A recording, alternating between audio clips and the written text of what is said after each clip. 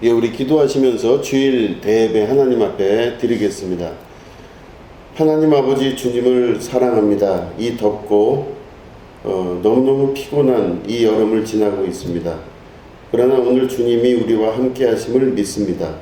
하나님, 우리 가운데 좌정하시고 특별히 우리의 마음과 생각 가운데 함께 하셔서 이 시간 우리가 주님 만나며 주님과 함께 연락하는 기쁨의 시간 되게 하시고, 예배 가운데 주님 함께 하셔서 주님 영광 홀로 받으시는 은혜의 시간 될 수 있도록 역사하여 주시옵소서. 감사드리며 예수님의 이름으로 기도드립니다. 아멘. 예, 우리 찬송 같이 하시겠습니다. 찬송가 453장입니다.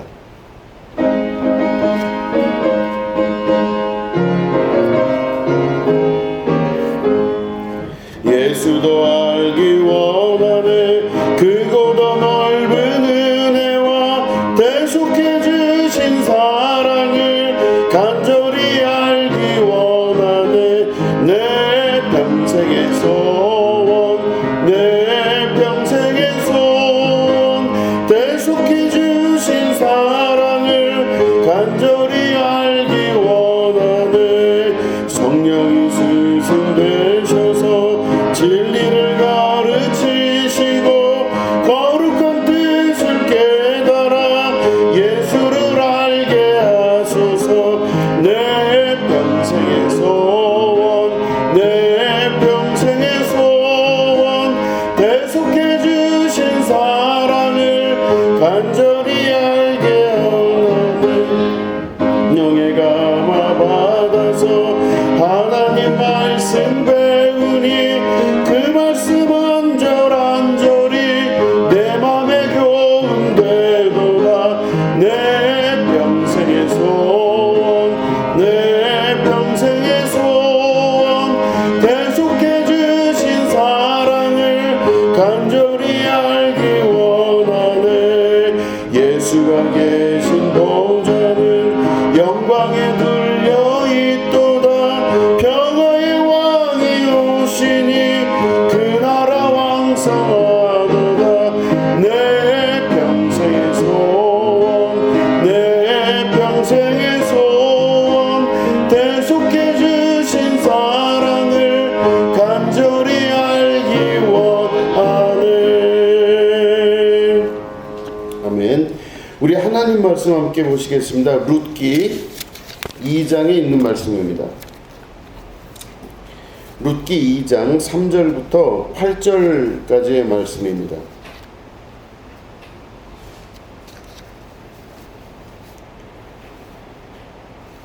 예, 룻기 2장 3절부터 8절을 우리 교독하도록 하겠습니다. 룻이 가서 베는 자를 따라 밭에서 이삭을 줍는데 우연히 엘리멜렉의 친족 보아스에게 속한 밭에 이르렀더라.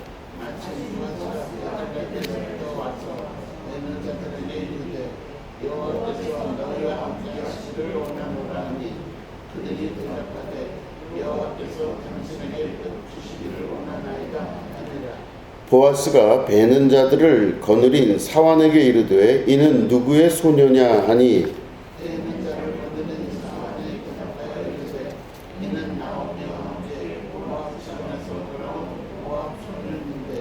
그의 말이 나로 베는 자를 따라 단 사이에서 이삭을 죽게 하소서 하였고 아침부터 와서는 잠시 집에서 쉰 외에 지금까지 계속하는 중이니이다.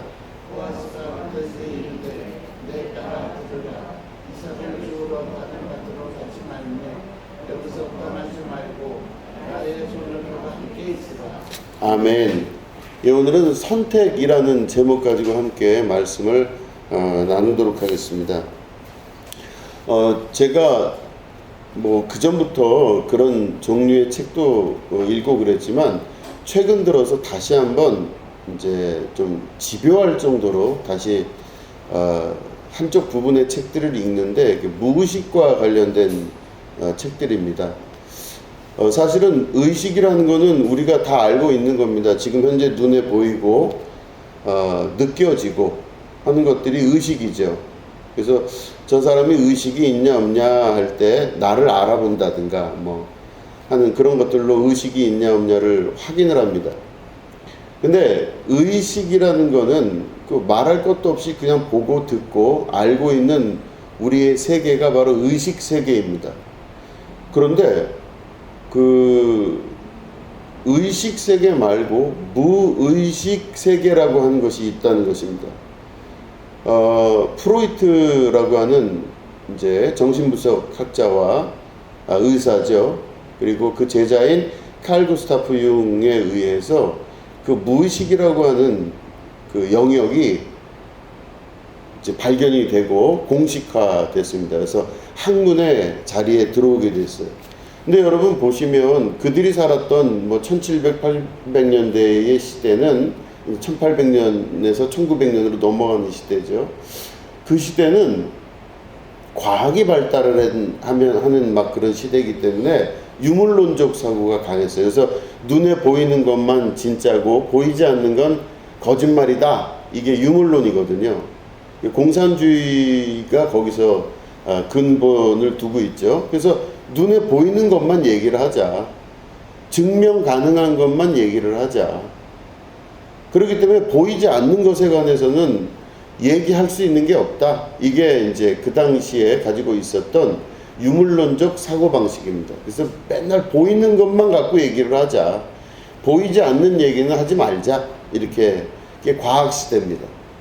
그래서 이제 산업시대로 넘어가면서 막 이제 시대가 점점 이렇게 과학시대가 되고, 지금 우리가 살고 있는 시대는 그 과학시대의 열매를 따먹는 시대입니다. 그래서 그 유물론 또 과학시대 이런 것들의 그 많은 그 혜택을 보고 현재 우리가 살고 있죠. 그런데 그 많은 혜택을 받았음에도 불구하고 현재 사람들이 자꾸 돌아서게 되는 이유가 바로 뭐냐면 의식, 다시 말해 눈으로 보이는 거와 이 모든 것들이 사람의 인생에 행복과 기쁨과 만족을 주지 못한다는 걸 알기 시작한 거예요. 이게 무슨 말이냐면 하루 세 끼 밥 먹으면은 그만한 소원이 없던 시대가 있었습니다. 하얀 쌀밥에 고기 반찬 먹으면은 너무너무 꿈 같은 좋은 일이 있을 것 같은 시대가 있었어요. 그러면 여러분 고기 반찬에 흰 쌀밥 먹으면 행복하겠죠. 그런데 여러분 행복하십니까? 고기 반찬에 흰 쌀밥만 먹으면 굉장히 행복하고 인생의 모든 만족이 다 있을 것 같은데 실제로 고기 반찬에 흰 쌀밥만 먹어도 사람이 만족을 못하는 거예요. 그게 이상한 겁니다. 우리가 생각하고 있는 과학 만능 시대, 최고의 모든 것들이 발전해서 돈도 많고 밥도 여유 있고, 이제는 밥을 못 먹어서 굶는 사람이 없다 하는 시대가 올 정도로, 그 정도로 만족한 시대가 됐는데, 그러면 사람들의 행복감이 완전히 최고에 달아서 그 어떤 누구도 괴로움이 없는 시대가 돼야 되잖아요. 그런데 아니라는 겁니다. 집에 쌀도 있고 먹을 것도 있고 또 입을 옷도 있고 또 비를 피할 수 있는 집도 있고 모든 게 다 옛날과는 다르게 다 갖춰져 있는데도 사람이 만족감이 없다는 걸 알기 시작한 거예요. 그러니까 과학만, 다시 말해 의식, 눈에 보이는 물질 이런 것만 최고로 막 여겨서 그 목표를 향해서 막 나갔던 사람들이 그 마지막까지 가서 지금쯤 와서 보니까 그게 아니었다는 그런 후회들을 하고 또 생각을 하는 시대가 된 겁니다. 그래서 무슨 생각들을 하기 시작하냐면 보이지 않는 세계의 어떤 힘이 내 진짜 행복과 기쁨을 주는 거구나 하는 걸 알기 시작한 거예요. 보이지 않는 곳, 내가 지금 현재 만져지지 않고 보여지지 않는 그곳에 행복과 기쁨이 있다는 걸 알기 시작해요. 그러니까 여러분 보시면은 어떤 사람들은 막 겨울쯤 되면요, 막 가난한 사람들한테 자기 돈 막 다 들여서 연탄을 막 공급해주고 그걸 막 힘들게 날라줘요. 가서 얼굴 시커멓게 변하고 막 땀 하루 종일 흘리고 그것들을 가져가면서 그 가난한 사람들에게 뭘 주면서 그날 행복했다 이렇게 얘기를 해요. 그런데 여러분 이걸 자세히 보시면 행복할 리가 없잖아요. 아침부터 해서 내 돈 들여서 연탄 사서 내 돈 들여서 내 몸 가지고 가서 그렇게 힘들게 일하면서 산꼭대기 같은데 올라가서 거기다가 연탄 쌓아주는 게 뭐가 행복한 거예요. 그런데 그거 하는 사람들은 행복하대요. 또 어떤 사람은요, 자기가 모아놨던 돈을 다 털어다가 가난한 불우이웃에게 전달한다고 그 돈을 다 기부하는 사람도 있어요. 어떤 사람은 자기의 평생에 갖고 있던 재산을 다 털어 대학교에 어려운 환경에 있는 학생들에게 주면서 그게 진짜라고 얘기를 해요. 이게 인생이지 이러면서.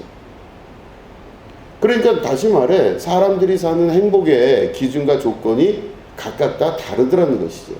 그러니까 지금까지는 17, 18세기 좀 더 보면 16세기부터 쭉 내려오는 3, 400년 동안의 인류의 발전 단계를 보면 굉장히 유물론적이고 물질 중심적이어서 우리나라 같은 경우는 특별히 그렇게 발전을 해왔는데 지금 와서 보니까 그걸로 행복한 게 아니라는 걸 알기 시작하는 겁니다.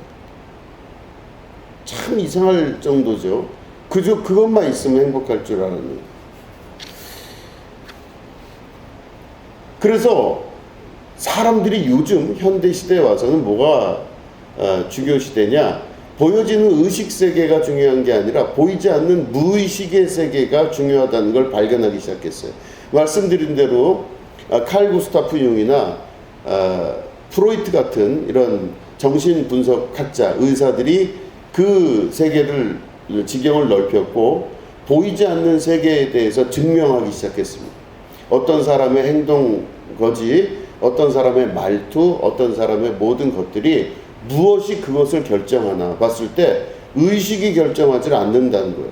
무의식이 그 사람의 인생과 삶을 결정한다는 걸 아는 겁니다. 어떤 사람이 모든 게 다 충분히 있는데 막 완벽하게 만족할 정도로 모든 게 있는데 그 사람의 행복이 있지가 않아요. 그 사람은 돈도 많고 부족한 게 없어 보이는데 그 사람이 만족하지 않아요. 계속 불만족한 걸 갖고 있어요. 계속적인 결핍이 있어요. 왜 그런가 봤더니 정신분석학의 입장에서 봤을 때는 그 사람의 무의식이 그 사람의 행복과 만족감을 주더라는 것이죠. 그 무의식이 바로 뭐냐면요, 우리가 지금 현재 의식하고 있지는 않지만 우리의 무의식이 바로 우리의 행복과 우리의 기쁨과 우리의 만족도를 결정하는 중요한 원인이 되더라 이건 거예요. 자, 무의식은 알 수 있을까요, 없을까요? 잘 몰라요. 무의식은 내가 지금 의식하지 못하기 때문에 내가 무의식이 있는지 없는지 잘 몰라요. 우리는 의식하는 것만, 의식만 있습니다. 그래서 보여지는 거, 만져지는 거, 생각나는 거, 내 머릿속에 경험되고 하는 것들만 우리가 알고 있지 무의식은 잘 몰라요. 자, 근데 이 무의식이 바로 뭐냐면 성경 안에서 보면 무의식은 그 사람의 의지와 상관이 없이 결정적으로 갖고 있는 세계예요. 자, 예를 들어서 무슨 말이냐면 어떤 사람이 태어날 때 나는 아들로 태어날 거야, 딸로 태어날 거야 결정한 사람 아무도 없습니다. 아들로 태어나게 된 거고 딸로 태어나게 된 거예요. 또 내가 저 집에 태어날 거야, 저런 가정에서 내가 태어나서 살 거야 결정한 사람 없어요. 그러니까 그 가정에 태어나게 된 겁니다. 그리고 우리가 살아가는 과정에 모든 것들이 결정되어진 걸 가지고 우리가 사는 거지 내가 뭘 선택해서 그거를 했다라고 하는 부분이 많지가 않다는 얘기입니다. 여러분들도 보시면 여러분 인생에서 무언가를 선택한 것 같지만 실제로는 선택한 것보다 선택되어진 세계에서 그걸 가지고 사는 게 훨씬 많은 거예요. 저도 제 키가 이렇게 이 정도일 줄은 저도 몰랐어요. 그런데 이 정도의 이 키는 내가 선택한 게 아니라 이미 결정난 내 키에 대해서 가지고 살고 있는 것 뿐입니다. 내 몸무게도 마찬가지고 좀 더 확장해서 이야기하면 내 성격도 마찬가지입니다. 내 성격도 내 마음도 내 모든 것들도 이미 결정내어져서 그 결정된 걸 가지고 오늘날을 살아내고 있는 겁니다. 그렇기 때문에 그 사람의 의식하고는 상관이 없이, 자기의 결정하고는 상관이 없이 자기가 결정하지 않은 것으로 오늘 살아가고 있는 게 우리들의 인생입니다. 자, 그래서 우리가 무언가를 선택하려고 할 때도 실제로는 내가 어떤 걸 선택한다 이렇게 생각을 하지만, 더 깊은 내면으로 보면 내가 선택하는 게 아니라 내 무의식 안에서 그거를 선택하게끔 조정하고 만든다라고 보는 게 현대의 의학과 또 여러 가지 정황에서의 결론입니다. 다시 말해, 내가 뭘 선택하려고 할 때 그 선택은 내가 하는 게 아니라 무엇인가 이미 정해진 상태로 그것들을 내가 선택하게끔, 선택했다고 생각하게 만드는 것, 오해하게 하는 것입니다. 자, 보시면 우리는, 하나님은 그럼 내 안에서 어떤 걸 선택하게 하시면 참 좋은데 내 하나님은 어디에 계실까? 인간 내면 안에 갖고 있는 하나님이 계신 장소를 보면 하나님은 내 마음 안에 계십니다. 그리고 하나님은 의식되지가 않아요. 하나님은 내가 머릿속에서 하나님이 여기 계시구나 하는 거를 알 수가 없어요. 하나님을 알 수 있는 사람도 하나님을 볼 수 있는 사람이 없다는 얘기입니다. 그러면 하나님은 계시는데, 성경상 우리가 말씀을 보면 하나님이 내 안에 계십니다 라고 우리들은 이야기하는데, 하나님이 내 안에 계실 때 어디에 계실까 생각을 해보면 하나님은 어디에 계실까요? 의식 세계에 계신 게 아니라 무의식의 세계 가운데 하나님이 계시다는 뜻입니다. 하나님이 계신 것과 계시지 않는 것의 차이가 있는 거죠. 하나님이 계시지 않는 사람은 어떻게 되냐? 자기가 타고난 그 본성대로, 타고난 느낌대로, 타고난 방식대로 그대로 그 세계를 살아갈 수밖에 없는 것입니다. 그런데 내 무의식 안에 하나님이 계신다면 그 하나님이 내 인생 전체의 주인이 되시기 시작합니다. 내가 만약에 하나님을 믿지 않고 하나님이 내 안에 계시지 않으면 내 안에는 내 무의식이 작용을 하면서 그 사람은 자기에게 주어져 있는 본성대로, 그 느낌대로 살아갈 수밖에 없는 것입니다. 그냥 그렇게 사는 거예요. 그거는 하나님이 계시지 않는 사람은 자기의 결정난 인생으로밖에 살 수가밖에 없다는 것입니다. 그런데 내 안에 하나님이 계셔요.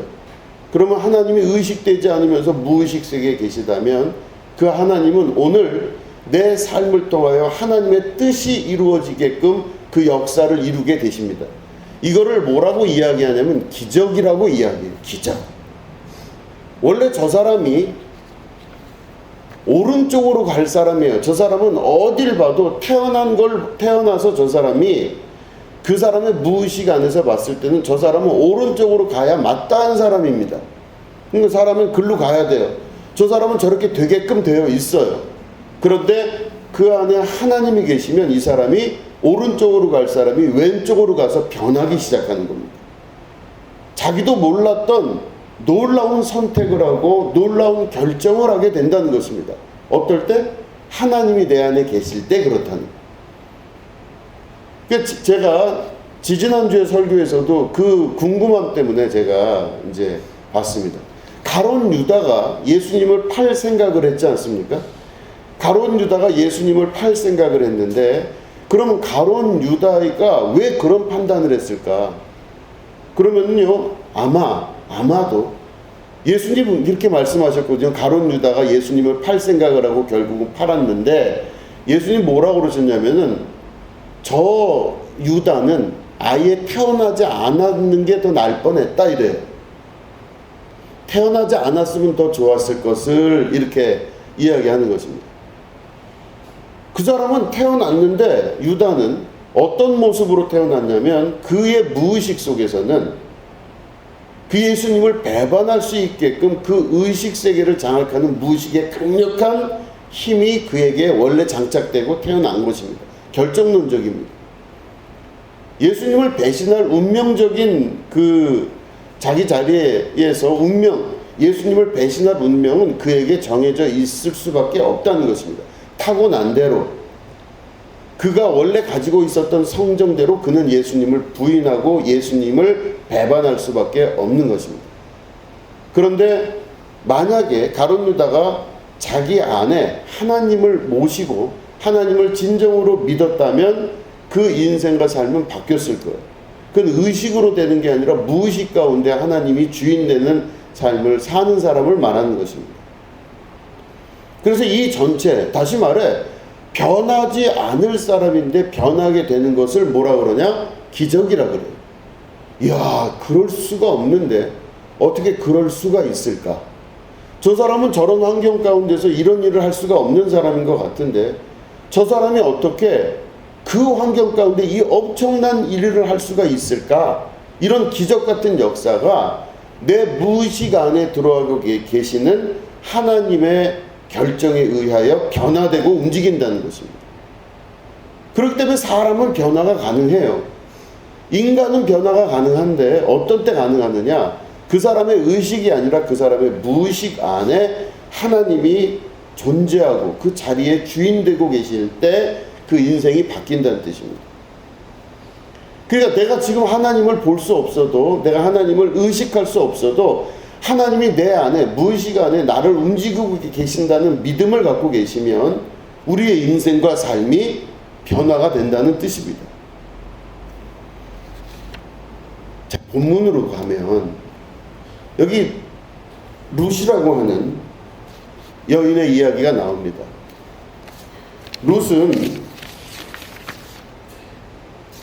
룻은 성경의 기록상 보면 바로 다윗 왕의 할머니예요. 룻은. 근데 이 룻이 여러분 잘 아시지만 자기 시어머니가 나오미인데 그 자기 남편이 죽었어요. 그랬는데 이 다 죽고 이제는 자기가 이방 여인으로서 다른 데로 이제는 시집가거나 다른 데로 갈 수 있는 충분한 여건이 됐습니다. 이제는 시어머니 밑에서 일하지 않아도 시어머니와 함께하지 않아도 되는 이제 그런 운명을 타고 난 것이죠. 그런데 이 룻이 갈 수 있음에도 불구하고 시어머니와 함께하지 않고 자기 인생의 자유를 누리며 살 수 있음에도 불구하고 이 룻이 자기가 그걸 결정하지 않아요. 그리고 이제는 시어머니가 야, 이제 네 남편도 죽고 너는 나랑 같이 있을 필요도 없고 너는 또 이스라엘 사람도 아니고 하니 너의 고향으로 돌아가라 이렇게 이야기를 합니다. 그런데 이 룻이 가지를 않아요. 하나님이 어머니와 함께하고 계시니 내가 어머니를 떠나지 않겠습니다 이렇게 이야기를 하게 됩니다. 하나님이 어머니와 함께 하시니 내가 어머니를 떠나지 않겠습니다 이야기를 하죠. 그리고 이 룻이 바로 시어머니와 함께 있는 그 길을 선택을 합니다. 그런데 그 안에는 무엇이 있었느냐? 바로 하나님이 그 안에 계신 것입니다. 어떤 상황을 보더라도 룻이 자기 시어머니와 같이 있을 상황이 아니었음에도 불구하고 이 룻은 자기 시어머니와 함께 할 수 있는 그 선택과 결정을 내리게 됩니다. 그런데 그 결정을 내릴 때 그가 누구와 함께 있었느냐? 하나님과 함께 하고 있었다는 것입니다. 그 결정의 가장 중요한 핵심은 바로 눈으로 보이는 세계와 의식 세계가 아니라 보이지 아니하시는 가운데 역사하시는 하나님이 그 무의식 가운데 있었기 때문에 그런 선택과 결정이 가능했다라는 것입니다.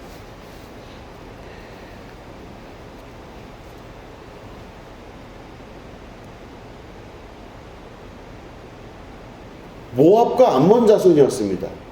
이 룻은 모압과 암몬 자손이었는데 이 모압과 암몬 자손은 그 이스라엘 사람들이 이 모압과 암몬을 이방인으로 치면서 이방인보다 더한 악한 이방인으로 쳤던 민족의 자손이었습니다. 그런데 왜 그들이 그렇게 됐느냐? 모압과 암몬 자손이라 그러면요 아주 사람들이 싫어했어요. 그랬는데 왜 그랬냐면요 모압과 암몬은 바로 아브라함의 조카 롯이 소돔과 고모라에서 멸망하는 걸 여러분 잘 아실 겁니다. 그럴 때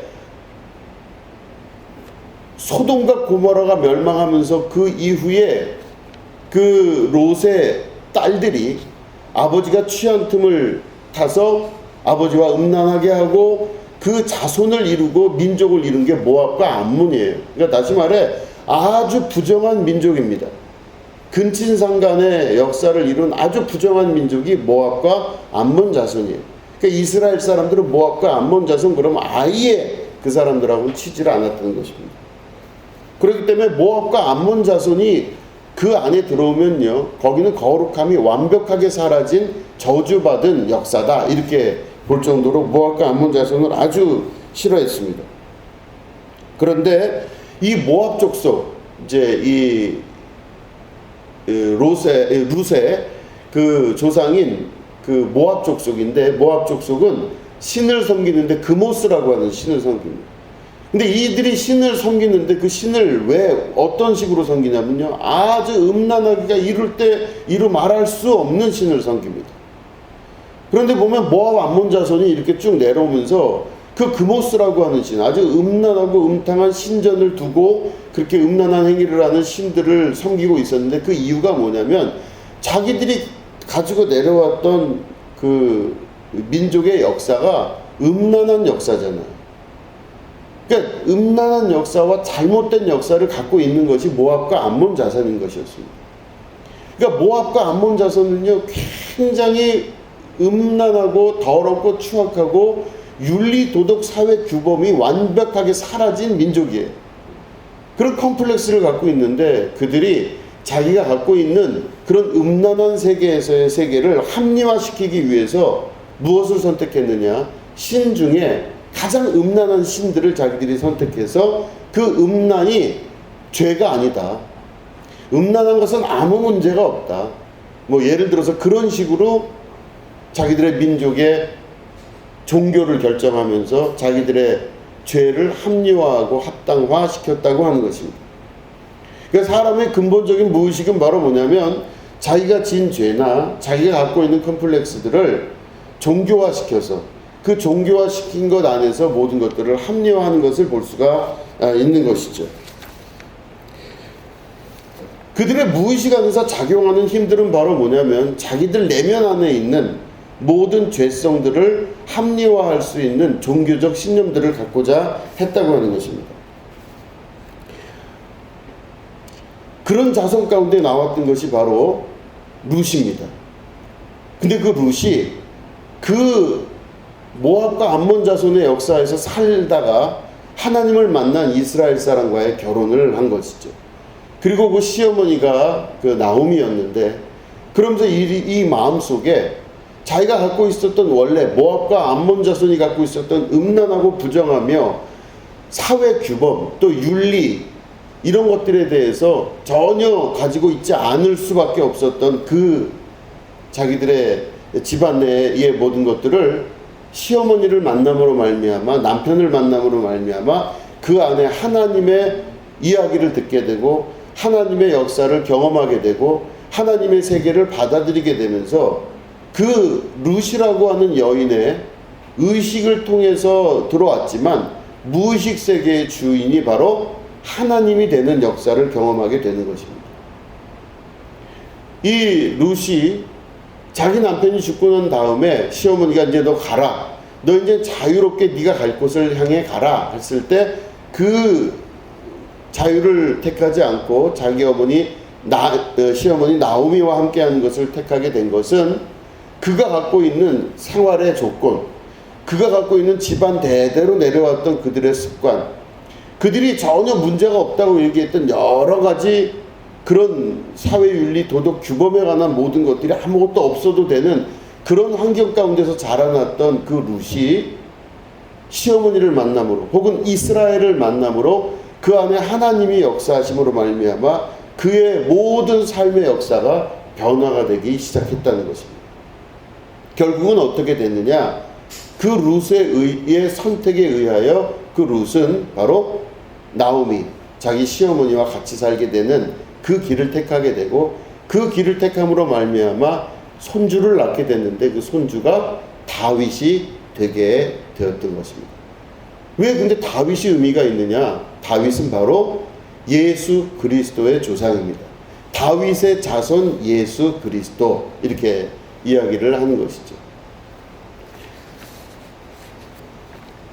하나님의 나라에 어마어마한 역사를 이룰 수 있었던 중요한 여인이 바로 모압 자손, 암몬 자손이었던 바로 룻이라고 하는 여인이었고, 그 여인은 자기가 원래 태생대로 살던 습관대로 살면, 자기의 방식대로 살면, 그냥 자기의 선택대로 살면은 어느 순간인가 자기의 본능대로 살 수밖에 없는 그런 자기의 모습이었겠지만, 그녀가 바로 위기의 순간에 결정하고 결단할 수 있었던 중요한 근거가 바로 하나님이셨다면, 그 여인으로 인하여서 하나님의 나라와 역사가 이루어지게 된다는 말씀을 우리에게 하고 있는 것입니다.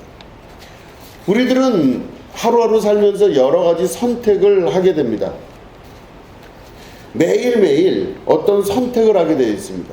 말씀드린 대로, 설교 서두에 말씀드린 대로 우리는 어떤 의식을 가지고 이걸 해야 되겠다 말아야 되겠다 내가 선택하는 것 같아요. 그렇지만 실제적으로 보면 우리가 가지고 있던, 원래 태어날 때부터 갖고 있었던 프레임, 그 무의식이 모든 것들을 선택하는 중요한 근거라는 것입니다. 그렇기 때문에 어떤 사람은 그 사람의 인생이 이미 결정되어 있다라고까지 이야기를 하는 것입니다. 결정론적 사고입니다. 그 사람은 그렇게 살 수밖에 없는 것입니다. 그렇게 따지고 보면 앞에 있는 정진우 목사도 자기가 주어진 환경과 주어진 여러 가지 조건에 의하여 원래 가지고 있었던 자기의 무의식적 행동과 그 뜻하는 대로 살아갔다면 아마 저의 인생도 그 무의식이 결정한 대로 그냥 살아갈 수밖에 없었을 것입니다. 다 내 무의식 안에서 무엇인가가 조정하는 힘이 계속 그것들을 조정해 나간다고 하는 뜻이죠. 내 안에 하나님이 안 계시면 내 무의식이 나를 오늘도 이끌어 가게 됩니다. 한 가지 비유가 있습니다. 이게 무의식이 이게 보여지질 않기 때문에 우리가 좀 복잡하지만, 자, 한번 생각을 해보면 어떤 그 인도의 유명한 이야기가 있습니다. 어떤 노인이 숲을 걸어가고 있는데 집에서 키우는 듯한 코끼리가 있대요. 그게 막 지나가는 거예요. 근데 이 숲속에 이 코끼리가 지나갈 리가 없어요. 이게 집에서 키우는 코끼리랑 야생 코끼리랑 구별이 되나 봅니다. 인도에서는. 아니, 코끼리가 그렇게 집에서 키우는 코끼리 같은 코끼리가 지나가는데 이 할아버지가 보니까 저거 분명히 집을 나와서 그냥 돌아다니는 집을 잃어버린 코끼리 같구나 생각을 해서 이 할아버지가 그 집 코끼리를 이렇게 데려다가 그 코끼리 위에 올라탔다고 합니다. 그래서 이 할아버지가 그 코끼리 등 위에 올라타서 코끼리가 이렇게 가려고 할 때 길이 아닌 곳으로 들어서려고 하면 톡톡톡톡톡 쳤는데, 그 할아버지가 길 아닌 곳으로 가지 않게 하고 이 코끼리에게 계속 톡톡톡 쳤더니 그 코끼리가 어느 순간 저녁쯤에 그 원래 자기가 살고 있던 집으로 가더라는 것이죠. 그래서 갑자기 그 코끼리를 본 젊은 주인이 막 나오면서, 아니 어떻게 이 잃어버린 저희 코끼리를 할아버지께서 여기까지 데리고 오셨습니까? 할아버지가 저를 모르시는데 우리 집을 어떻게 아십니까? 이제 그렇게 이야기를 했대요. 그랬더니 그 할아버지가 하는 말씀이 뭐냐면, 원래 집 코끼리는 자기 집으로 간대요.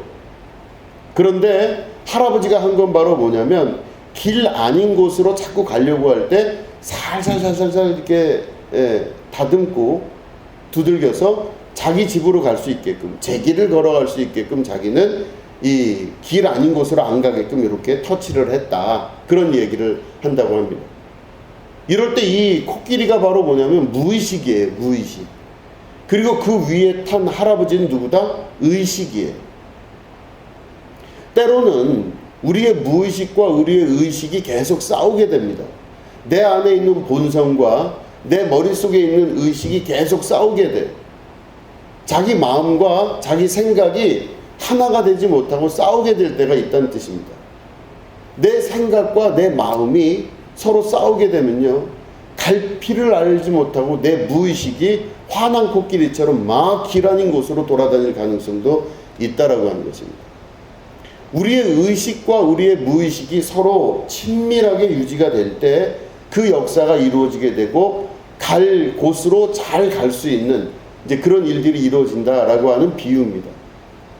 그렇다면 오늘 우리의 무의식, 우리의 많은 것들을 선택할 때 우리의 많은 것들을 선택할 수 있게 만들어주는 강력한 힘이 바로 무엇일까요?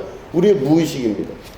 우리의 무의식은 계속해서 무언가를 선택하게 만들고 그 선택함으로 말미암아 그에 따른 대가를 다 치르게끔 만드는 것입니다. 내가 어떤 것을 선택하느냐, 내가 어떤 것을 선택하고 어떤 것들을 결정하느냐에 따라 모든 것들이 다 변하고 바뀌게 된다고 하는 것입니다. 내가 무엇인가를 선택할 때 그 선택의 주인이 누가 되느냐, 바로 타고난 본성이 아니라 내 무의식 세계를 장악하고 주인 되시는 하나님이 그 선택을 할 수 있도록 하나님께 내 무의식을 봉헌하여 드릴 수 있어야 된다는 뜻입니다. 하나님이 내 모든 것들을 결정하실 수 있도록 하나님 앞에 자기를 내려놓고 내가 결정하는 것이 아니라 하나님이 결정하실 수 있도록 자기를 드릴 수 있어야 된다라고 하는 것입니다. 그렇게 될 때 하나님의 나라와 역사가 나타나는 겁니다. 오늘 룻기를 보면 가장 중요한 주제가 뭐냐면 이 룻이라고 하는 그 며느리가 어떤 위기의 상황에서 선택을 하게 될 때 이 룻은 눈으로 보이는 세계를 자기가 편하게, 이 시어머니 떠나서 남편도 죽고 이제는 시어머니 밑에서 일할 필요도 없는 자유롭게 갈 수 있는 충분한 여건이 주어졌음에도 불구하고 그 길을 선택하지 않았다는 겁니다. 그가 원래 태어나고 자라난 환경대로 하자면 자기의 머리를 굴려서 자기의 생각대로 그 모든 것들을 결정을 했을 텐데 그렇게 결정하지 않았다는 겁니다. 두 번째로 이 룻의 마음 안에는 자기가 만약에 갖고 있던 무의식적인 생각으로 보면 그가 갖고 있었던 원래 태생부터 갖고 있었던 모압 자손의 그 피를 물려받았기 때문에 모압 자손들이 했던 모든 결정을 자기가 했을 수밖에 없었을 것입니다. 본능적으로 자기 마음에 불편함이 있으면 그걸 선택하지 않고 자기가 가장 편한 방식대로 아마 무엇인가를 결정했을 것이라는 겁니다.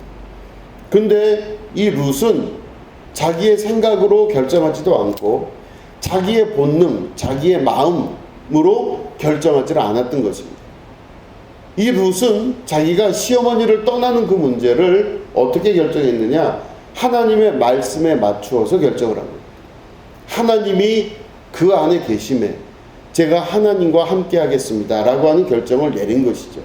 그러면 그 룻의 결정은 어떤 결정이라 볼 수 있냐면 눈에 보이는 걸 인정하지 않고 자기의 본성과 본능과 자기의 마음을 결정하지 않고 하나님의 뜻을 결정할 수 있는 사람으로 살아갔다고 하는 것입니다.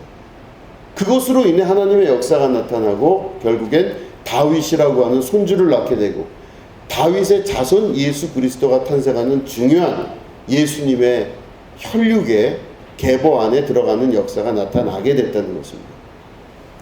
오늘날 우리들도 이런 신앙의 모습이 성경에 기록된 대로 나타나게 되는 것입니다. 우리들은 하루하루 어떤 결정을 하고 선택하고 결정하는 삶을 살게 됩니다. 내가 어떻게 행동을 해야 되며 어떤 생각을 해야 되며 내가 이사를 갈지 말아야 될지 내가 이것을 해야 될지 이것을 하지 말아야 될지 내가 수많은 결정들을 하게 되는 게 우리 인생의 일상적인 일들입니다. 그런데 그럴 때마다 우리가 이 룻과 같은 결정을 할 수 있는 여러분 돼야 된다는 뜻입니다. 룻은 어떻게 결정했다고요? 눈으로 보이는 것으로 인정하지 않았다는 것입니다. 눈으로 지금 보여져 인식 가능한 세계를 인정하지 않고 또 자기의 본능, 본성대로 자기의 성격대로 뭔가를 결정하지 않았다는 것입니다.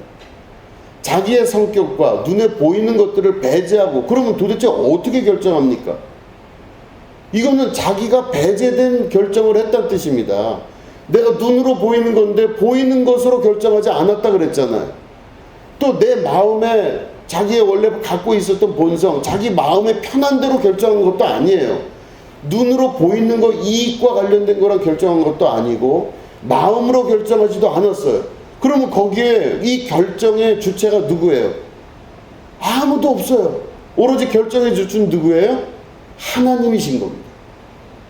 내 무의식 세계를 지배하시는 하나님이 그거를 결정하게끔 하나님께 모든 걸 맡겨드렸다는 뜻이에요. 어떤 일을 결정하고 어떤 일을 시행할 때 우리는 항상 그렇게 기도를 해야만 됩니다. 룻과 같은 결정을 내리게 하여 주시옵소서. 하나님, 내 눈에는 보암직도 하고 먹음직도 하고 지혜롭게 할 만큼 탐스럽게 보이기도 합니다. 그러나 하나님, 내가 눈으로 보이는 것으로 결정하지 않게 도와주십시오. 이렇게 첫 번째 기도를 하셔야 돼요. 두 번째, 자기 마음으로 결정하지 말아야 된다는 것입니다. 내 마음으로 볼 때 나는 원래 이런 사람이야. 나는 이런 마음에 이런 생각을 갖고 있어 하고 자기 마음의 본성의 본능대로 살지 말아야 된다는 뜻입니다. 그렇기 때문에 눈으로 보이는 걸 믿지 않고 그걸로 판단의 근거 삼지 않고 자기 마음에 대해서 부정할 줄 알고, 이게 바로 무엇이냐면 신앙이라고 하는 것입니다. 이게 바로 신앙이고, 그 신앙을 통하여서 선택과 결정의 역사가 나타나게 된다는 것입니다.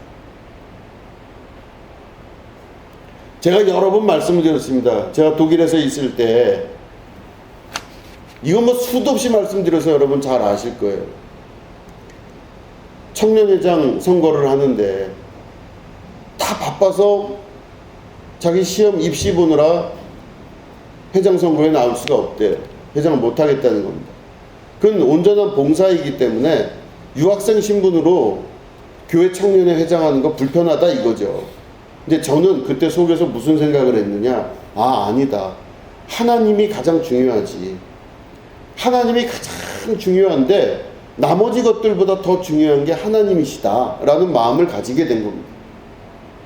그러면 세상을 살아갈 때의 세상의 상식적인 입장에서 볼 때는 저 같은 사람은 미련한 생각이에요. 아니 바빠 죽겠는데 지금 입시 치르고 뭐 하느라고 정신없어 죽겠는데, 아니 자기가 그럼 유학 온 이유가 뭐예요? 입시 치르고 이렇게 해서 그 삶을 결정하는 게 진짜 중요하기 때문에, 교회는 그런 건 아니잖아요. 교회는 언제든 다닐 수 있는 거고, 독일 쾰른 안에도 교회가 4개가 있었어요. 언제든 시간이 되고 자기가 마음에 맞으면 그쪽으로 나갈 수 있는 것인데, 그걸 굳이 거기서 유학생 신분으로 청년회 회장을 한다? 이건 상식적이지가 않은 겁니다. 그런데 왜 그런 마음이 들었을까? 눈으로 보기에도 이해가 안 되고 마음으로 생각해도 이해가 안 되는 건데 왜 그렇게 됐을까? 저는 그때 지금까지도 그때 일을 생각해 보면 내가 왜 그랬을까 하고 돌아봅니다. 왜 그랬을까? 왜 이렇게 상식적이고 일반적인 생각을 하지 않았을까? 그런데 거기에는 저라고 하는 사람의 개인적 인식과 자각 능력이 다 빠져 있는 상태예요. 오로지 무엇만 있다? 하나님이 가장 중요하십니다. 하나님이 진짜이십니다. 요것만 있는 거예요. 그리고 나서 그게 선택이 되어진 겁니다. 제가 룻기를 읽으면서 항상 의문시되는 부분이 그거였습니다. 이 여자는 왜 이런 이상한 짓을 했을까?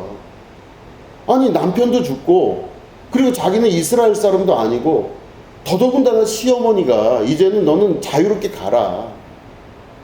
너 내 옆에 있어봐야 고통만 당하고 어려운 일만 당한다.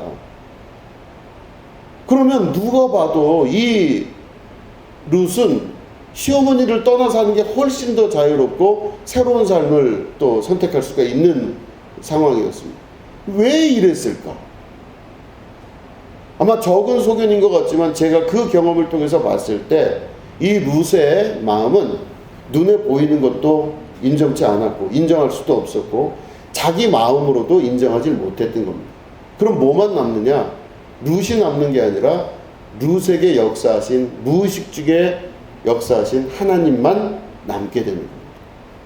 그 결정으로 인하여 예수 그리스도의 계보의 역사 가운데로 들어가게 되는 것이죠.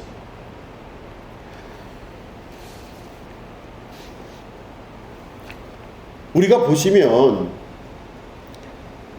하나님을 만난다. 그래서 하나님을 만나서 하나님과 함께하는 그 기쁨, 하나님과 함께하여서 결정 내리고 하나님과 함께하는 그 선택의 역사가 계속 나타나게 되면 그거를 뭐라 그러냐면 하나님과 함께하는 기쁨이라고 그러는데 이거를 히라보를 뭐라 그러냐면 엑스타시라고 그럽니다. 희열. 하나님과 함께 했을 때 느껴지는 그 감동. 그럼 사람마다 달라요. 그 감동의 역사는 막 눈물이 나오기도 하고 등골이 오싹해지기도 하고 하늘로부터 막 불이 내리는 것 같기도 하고 가슴이 뜨거워지기도 하고 이게 바로 하나님과 함께한 사람들의 놀라운 경험들입니다. 내가 그것을 선택했을 때 느끼는 희열, 감동, 이게 바로 엑스타시라 그래요.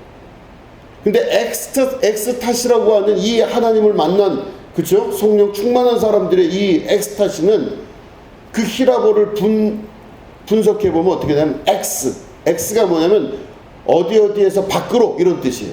X. 그럼 뒤에는 엑스타시에서 뒤에 있는 건 뭐냐면 스타시스. 그게 뭐냐면 스타시스가 자기가 서 있는 자리, 이게 스타시스예요. 그럼 이 두 개를 합해버리면요, 엑스타시 뭐냐면 자기가 서 있는 자리에서 밖으로 탁 탈출해 나가는 것, 이게 엑스타시예요.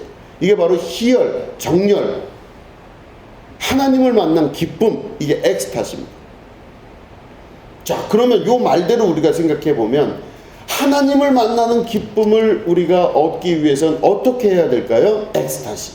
자기가 있는 자기라고 하는 자리에서 자기를 잃어버리는 상태로 나아가야 됩니다. 내가 생각하고 있는 이 의식세계의 모든 것들에서 탈출할 수 있어야 그때 엑스타시가 이루어지게 되는 겁니다. 하나님을 만난 기쁨, 이게 소위 말하는 기적입니다. 기적의 역사가 나타나기 시작해요. 기적의 역사는 어떻게 나타난다? 엑스타시, 자기가 있는 자리에서 나가버릴 때. 다시 말해, 내가 지금 우리가 대부분 살 때 결정하는 것들은 뭐냐면 눈으로 보이는 것들, 의식세계, 그죠? 눈으로 보여지고 만져지고 계산되는 것들. 그러니까 머리가 팡팡팡팡 돌아가는 IQ 높은 사람들의 세계가 바로 의식세계예요. 그 의식세계가 아니고, 그 다음에 자기가 원래 가지고 있었던 DNA, 무의식, 내 안에 갖고 있는 생존을 위해서 작용하는 무의식, 그 무의식의 세계에서도 탈출하고, 결국에는 눈으로 보이는 것을 믿지 않고 내 가지고 있던 본성을 거부하면서 나라는 사람이 온전히 없어지는 그 상태, 이게 바로 엑스타시, 하나님을 만나는 경험의 역사라는 것입니다. 그럴 때 여러분들에게 어떤 일이 벌어지느냐? 성령의 충만한 역사와 그 충만한 성령이 여러분들을 이끄시는 감동의 역사. 결론은 어떻게 되냐? 기적이 나타나기 시작하는 겁니다. 이해할 수 없는 일들이 발생하기 시작하고 상상할 수 없는 역사들이 나타나기 시작한다는 것입니다. 눈앞에 보일 때는요, 막 큰 파도가 치고 별의별 일이 다 벌어지고 막 비가 오고 창수가 나고 이제 완전히 다 무너져서 죽을 것 같은 그 세계가 막 닥치고 있는데, 우리가 해를 두려워하지 아니할 것은 그 단단한 그리스도 위에 우리가 바탕을 두고 있으면요, 절대로 흐트러지지 않는다는 뜻입니다. 하나님이 함께 하시고 하나님이 일으키시고 하나님이 도우시는 역사를 경험하게 되는 겁니다. 그럴 때 어떤 때 그게 된다? 엑스타시. 나라고 하는 사람의 자기 결정, 자기 연민, 자기 생각, 자기 경험, 자기 집안 대대로 내려왔던 무의식적인 자기의 본성, 이런 것들을 다 부정하고 부인했을 때 하나님의 역사가 내 삶을 통해 나타나게 된다고 하는 것입니다. 이게 바로 기적입니다. 하나님의 기적은 오늘도 유용하며 그 기적은 오늘도 계속적으로 나타나게 됩니다. 여러분, 그렇기 때문에 오늘 말씀에 우리가 마지막에 아주 중요한 결론을 내려야 됩니다. 여러분들은 어떤 선택의 순간이 오게 될 수가 있습니다. 아주 중요한 선택. 그럴 때 어떻게 선택을 해야 될까요? 머리를 써야 될까요? 우리의 본성과 본능대로 어떤 선택을 해야 될까요? 아닌 것입니다. 다 내려놓고 모든 것은 주님께 있으니, 하나님, 이 모든 것이 주님 앞에 있으니 주님이 내 삶과 인생의 주인이십니다. 주님 선택하여 주시옵소서. 그래서 하나님께 모든 결정권을 드리고 하나님의 뜻대로 내가 오늘 순종하겠습니다. 아멘. 이렇게 하면서 자기의 선택의 역사가 나타나게 됩니다. 그러면 어떤 일이 벌어져요? 기적의 역사. 내 스스로 가지고 할 수 없는 역사가 나타나기 시작합니다. 내 스스로 아무것도 할 수 없어. 난 거기까지 갈 수도 없고 그렇게 될 수도 없는 상태로 역사하기 시작합니다. 저는 이게 여러분들에게 아주 중요한 메시지라고 생각을 합니다. 여러분들 하나님의 선택과 하나님의 일하심과 하나님의 기적을 체험하시는 정말 여러분 되시기를 축원합니다. 저는 여러분들이 잘 되고 축복받고 그 기적의 역사 가운데 상상할 수 없는 하나님의 은혜 가운데 살게 되길 정말 바랍니다. 그래서 여러분들이 그 하나님의 선택 안에서 여러분들이 기적을 체험하기 시작할 때 우리에게 결정되어지는 대대로부터 내려오는 혈육의 DNA와 그리고 눈앞에 보여져 있는 수많은 환경들의 이 모든 것들을 조건을 넘어서서 상상할 수 없는 축복의 세계로 넘어간다는 걸 여러분 믿으시고 자기를 부인하며 예수님을 쫓을 줄 아는 여러분 되시기를 주님의 이름으로 축원합니다. 기도하겠습니다. 하나님 아버지, 자기를 내려놓고 눈으로 보이는 것도 믿지 않고 또 내 가지고 있었던 본성과 본능 그 모든 것들 다 부인하고 하나님 말씀 쫓아가게 하여 주시옵소서. 그것으로 인하여 나타나는 기적을 경험하게 하시고 삶의 은혜와 축복을 경험케 하여 주시옵소서. 감사드리며 예수님의 이름으로 기도드립니다. 아멘. 우리 같이 찬양하시면서 준비하신 예물 하나님께 드리겠습니다.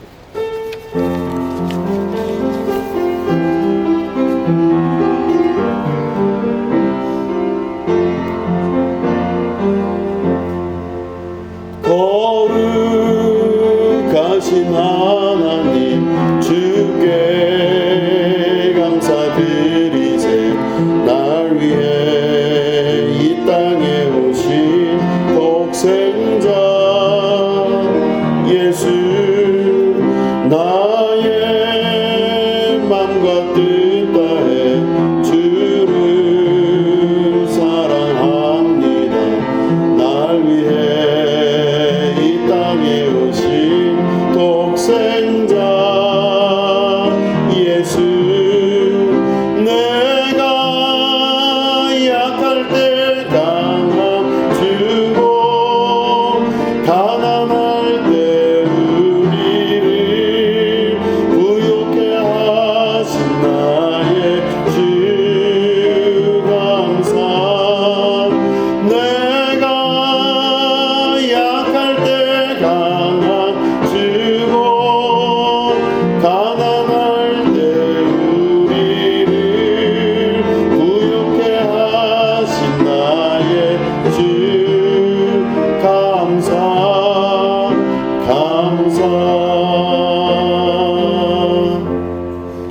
하나님 아버지, 예물 드린 손길들을 기억하시며 이들이 주님께 드리는 예물을 통하여 하나님의 나라가 확장되게 하시고 주님의 거룩한 뜻이 이루어질 수 있도록 도와주시옵소서. 이들의 일거수일투족에 함께 개입하시고 주님께서 주시는 기적의 역사가 일어날 수 있도록 도와주시옵소서. 우리가 생각하는 세계의 방식대로 살아가지 아니하고 하나님의 방식으로 살 수 있도록 용기와 결단 허락하여 주시옵소서. 감사드리며 예수님의 이름으로 간절히 축복하며 기도드립니다. 아멘. 다 같이 일어나셔서 우리 함께 찬양하시면서 예배를 마치도록 하겠습니다. 그 영광이 온 땅에 충만, 그 영광이 온 땅에 충만, 그